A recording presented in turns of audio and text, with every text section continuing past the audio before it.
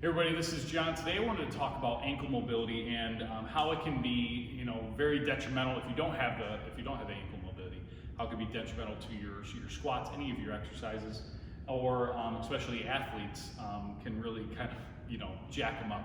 Because athletes jack up their ankles so much, this is a huge part of them becoming more athletic. So what happens if you don't have the ankle mobility, and really what I mean by ankle mobility is being able to push your knee over your toes and not have your heel come off the ground. So trying to go as far forward as you can without your heel coming off the ground. Sometimes when people squat, if they don't have the ankle mobility, what happens is they start squatting down and then their knees can't come forward, so they go up on the balls of their feet and they squat down. And what happens is that's going to lean them forward. It's going to put the weight more on their back, which could be potentially dangerous for your lower back. But also, you're also doing when you're leaning forward on the balls of your feet, you're not stable, so we don't want anybody falling. But also, you're going to load up the front of your knees, okay, and then your low back, like I said. So what we need to do to keep you safe is to try to sit back on those heels and squat down and be able to have enough ankle mobility that you can squat without your heels coming off the ground. So this is, also to athletes. Typically taller athletes don't really have that good ankle mobility, and for some reason the big guys on the basketball teams tend to have really tight ankles. So we usually do, it's a test / stretch that you can do. You don't need to go that far away from the rack, but you can do this against a wall as well. What we would do is we're gonna go in a position, okay, where we're about like 4 or 5 inches away from the rack, and we're going to push our heel into the ground and then lean forward and try to get our knee to the rack.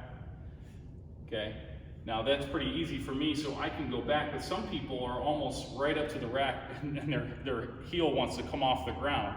So you have to kind of push in and really work in that spot, okay, and try to get those ankles a little bit more mobile, and then you can get to the point where you say you're back here and you can lean forward and you can still get, keeping your knee or your heel on the ground, okay, pushing in, that helps. We also can do Polican squats, which what we can do is pretty much a squat where we bring our knee over our toe. We'd set up in this position. We're gonna drive our knee forward, touch the ground, okay, and back up. And we're really focusing on driving through our heel, getting your knee forward, but this helps a lot of people where if they're having trouble with that, they can sit back, okay, and drive through. This is also a huge thing for knee tendonitis as well. And then what we would also do to help this out, I would recommend, especially when you're doing that stretch, the wall ankle stretch, getting some soft tissue work where you're putting it kind of right behind, underneath your calf, maybe a little bit on your Achilles tendon, because really what it is you have your big calf muscle, okay? Mine aren't that big, but the gastro, and then there's a small sheath muscle underneath there, okay? Your soleus, that's the thing that gets tight, and that's what's hard. And there's only really kind of a few ways to work into that, and this is one of the ways.